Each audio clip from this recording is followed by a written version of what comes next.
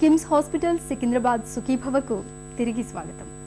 నొప్పులు లేని సుఖ ప్రసవం మూలంగా గర్భిణీకి డాక్టర్లకు ఎలాంటి ప్రయోజనాలు ఉంటాయి?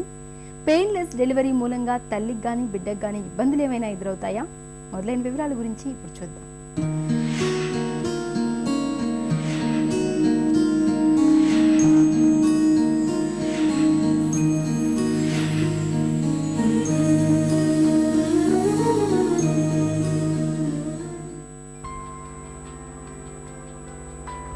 ఎపిడ్యూరల్ అనస్థీషియా కాన్పు సమయంలో గర్భిణీలకు నొప్పుల్ని లేకుండా చేసే పరుసవేది. వెన్నులో మత్తుమందు ఇవ్వడం ద్వారా గర్భిణీల్లో శరీరంలో కింది సగభాగానికి ఏమాత్రం నొప్పి ఫీలింగ్ లేకుండా చేసే విధానం ఇది. దీనిని లోకల్ అనస్థీషియాగా చెప్పుకోవచ్చు. నిజానికి కాన్పు సమయంలో అనస్థీషియా వాడడంపై గతంలో పెద్ద దుమారమే రేగింది. అసలిది సృష్టికే విరుద్ధమని వాదించిన దాఖలాలు కూడా పుష్కలంగానే ఉన్నాయి. అయితే క్రమంగా మహిళలు ఈ మత్తుమందును తీసుకుని ప్రసవ బాధల నుండి విముక్తి పొందడం మొదలుపెట్టడంతో ప్రస్తుతం ఈ ప్రక్రియ ప్రపంచవ్యాప్తంగా అందరికీ ఆమోదయోగ్యమైనదిగా తయారయ్యింది. అలాగే ఇప్పుడు లేబర్ అనల్జీసియా అని కొత్తగా కొన్ని వాడుతున్నాం మందులు. అది మామూలుగాను ట్రమడాల్ అని ఒకటి వాడతాము, దాంతోపాటు ఫెనర్గాన్ అని ఒకటి ఇస్తాము. తీరా కాన్పు అయ్యే సమయంలో ఫోర్ట్విన్ ఫెనర్గాన్ అని వాడతాము. అలాగేనేమో లోకల్ అనస్థీసియా అని ఇస్తాం. ఒకవేళ ఫార్సెప్స్ ఆయుధాలు వాడి బిడ్డను డెలివర్ చేయాలనుకోండి, అలాంటప్పుడు లోకల్ అనస్థీసియా అని పెరినియల్ బ్లాక్ అని ఇస్తాము, ప్యూడెంటల్ బ్లాక్ అని ఇస్తాము. చాలామందికి ఈ వీపులో సూది అంటే భయం. ఎందుకంటే వాళ్ళు అనుకుంటారు ఈ వీపులో సూది వేస్తే కనుక ఎప్పటికీ వాళ్ళకి నడుము నొప్పి ఉండిపోతుంది అని కేవలం ఒక అపోహ ఇది. ఈ మత్తు ఇంజెక్షన్ ఇవ్వడం వలన ఎవరికి కూడాను నడుము నొప్పి రాదు. ఇది కేవలం 45 నిమిషాల నుంచి గంటన్నర వరకు వాళ్ళకి మత్తు. అది కూడా ఎలా ఉంటుంది ఆ మత్తు?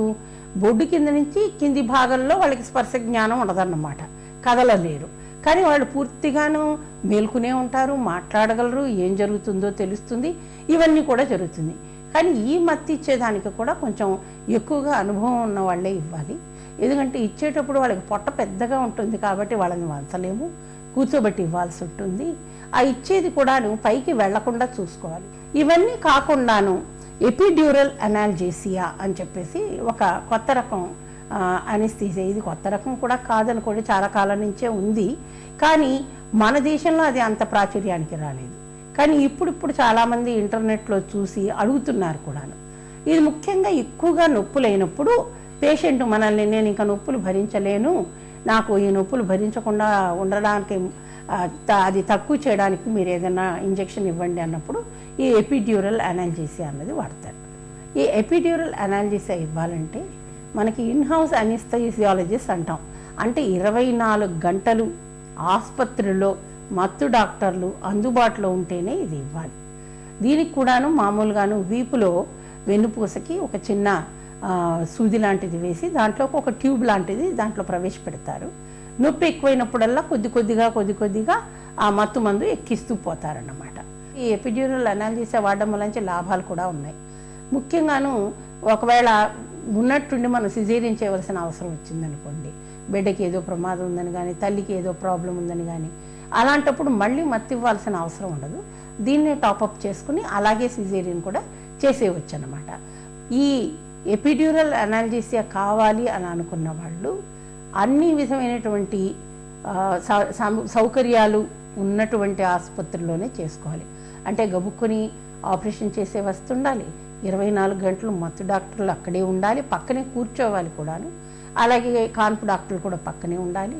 అలాగే లేబర్ మానిటరింగ్ అంటారు, ఆ ఎలక్ట్రానిక్ ఫీటల్ మానిటర్ ఉండాలి.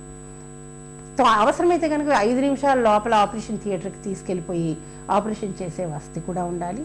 ఒకవేళ ఏదైనా కాంప్లికేషన్ వస్తే కనుక ఇంటెన్సివ్ కేర్ యూనిట్ కూడాను వాళ్ళకి అందుబాటులో ఉండాలి. ఇలాంటి ఆసుపత్రుల్లో మాత్రమే ఇటువంటి అనాల్జేసియా మనం వాడచ్చు. కాన్పు నొప్పులు ఒక్కొక్కరిలో ఒక్కో విధంగా ఉంటాయి. నొప్పి తీవ్రత ఎలా ఉండబోతోందన్నది ముందుగానే ఊహించడం కష్టం. కొందరిలో భరించగలిగే విధంగా ఉండొచ్చు, కొందరిలో అసలు భరించలేని విధంగా ఉండొచ్చు. ఈ కాన్పు నొప్పులనేవి కడుపులో ఉన్న బిడ్డ పరిమాణం, గర్భసంచిలో బిడ్డ పొజిషన్, గర్భిణీ కటి నిర్మాణం తీరు, దాని వ్యాకోచం తీరు లాంటి అనేక విషయాలపై ఆధారపడుతుంది. ఇక కాన్పు సమయంలో ఎపిడ్యూరల్ అనస్థీషియా తీసుకోవడం ద్వారా గర్భిణి సాధ్యమైనంత నిబ్బరంగా ఉండడానికి, కాన్పు సజావుగా జరగడానికి మార్గం సుగమమవుతుంది. ఇది మామూలుగా 98% ఎటువంటి కాంప్లికేషన్స్కి దారి తీయదు. కానీ కొన్నిసార్లు ఎపిడ్యూరల్ స్పైనల్ అయిపోవచ్చు. ఆ స్పైనల్ పైదాకా వెళ్ళిందంటే కనుక అది టోటల్ స్పైనల్ అంటారు. అప్పుడు గుండెకి కూడా ప్రమాదమే.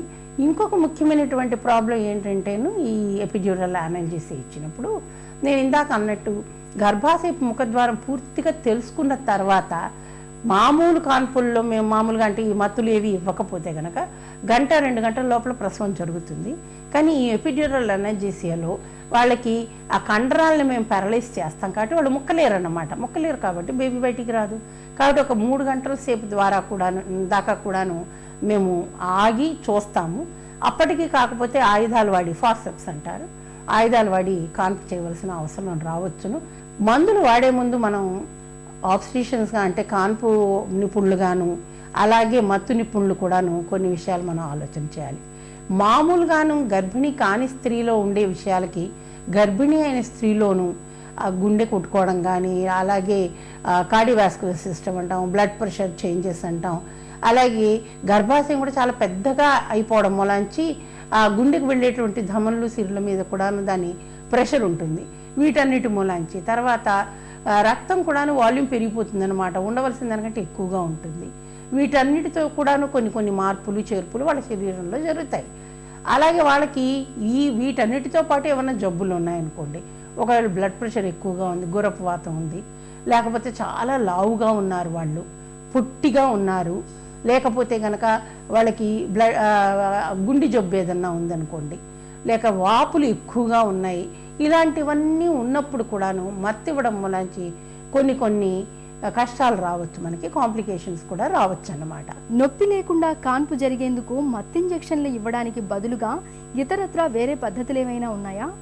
యోగాసనాలు, ధ్యానం, నీటిలో కాన్పు చేయించుకోవడం వల్ల పురిటి నొప్పుల తీవ్రత తగ్గుతుందా? ఈ వివరాల గురించి ఒక చిన్న విరామం తర్వాత తెలుసుకుందాం.